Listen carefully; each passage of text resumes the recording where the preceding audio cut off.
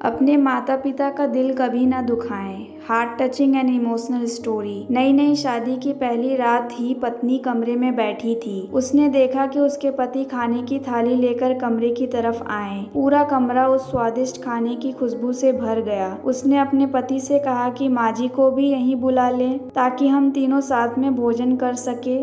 पति ने कहा, छोड़ो उन्हें, वह खाकर सो गई होंगी, चलो हम दोनों साथ में खाते हैं। पत्नी ने फिर से अपने पति से कहा, नहीं, मैंने तो नहीं देखा उन्हें खाते हुए, इसीलिए हम तीनों साथ में खाएंगे। पति ने जवाब दिया, क्यों तुम जिद पर अड़ी हो? शादी के भागदौड़ में थक गई होंगी, इसीलिए सो गई होंगी। नींद टूटेगी तो वह खुद खाना खा लेंगी। पति ने समझाने की कोशिश की, तुम आओ, हम खाना खाते हैं। फिर पत्नी को ऐसा व्यवहार सही नहीं लगा और आगे उसके साथ कैसे पूरी जीवन बिताएगी, इसीलिए उसने तलाक लेने का फैसला किया और तलाक ले भी लिया। इसके बाद उसने दूसरी शादी कर ली और उसके पहले पति ने भी दूसरी शादी कर ली। दोनों अलग अलग सुखी से अपने जीवन बिताने लगे। उस औरत के अब 2 शालीन और आज्ञाकारी बच्चे हुए जो उसकी खुशी का हिस्सा बने। कई सालों बाद एक दिन वह औरत अपने बेटों के साथ यात्रा पर गई थी। एक जगह तीनों माँ बेटे खाने के लिए रुके और उसके बेटे खाने से पहले भगवान को याद कर रहे थे और उसके बेटे खाने से पहले भगवान को मन में विनती करने लगे। उसी वक्त उस औरत के सामने बैठे एक वृद्ध पुरुष जिसने फटे और गंदे कपड़े पहने थे, उस पर नजर पड़ी, जो उस औरत और उनके बेटों को बहुत गौर से देख रहे थे। उस औरत को उस पर दया आई और उसने अपने बेटों से कहा कि पहले उस बूढ़े पुरुष को नहलाओ और उसे नए कपड़े पहनाओ, फिर हम सब मिलकर भोजन करेंगे।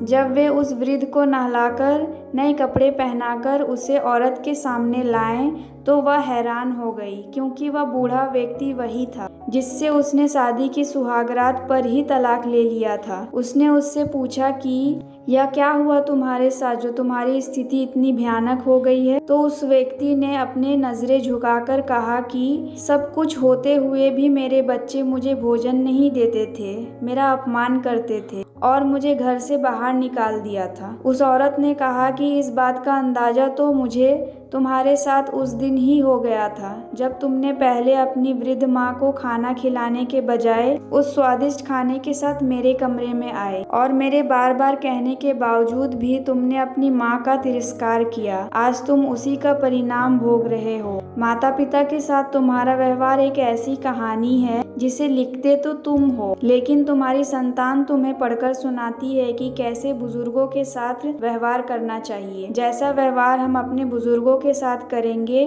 उसे देख देख कर हमारे बच्चे भी वैसा ही सीखेंगे कि शायद यही परंपरा है। अगर हमारे माता पिता नाराज होंगे तो ईश्वर भी नाराज होंगे। आशा करती हूँ कि यह वीडियो आपको पसंद आया होगा। इस वीडियो पर आपकी क्या राय है हमें कमेंट करके जरूर बताएं। वीडियो पसंद आया हो तो लाइक और शेयर करना बिल्कुल ना भूलें। चैनल पर नए हो तो चैनल को सब्सक्राइब जरूर कीजिए। वीडियो देखने के लिए, कहानी सुनने के लिए आपका बहुत बहुत धन्यवाद।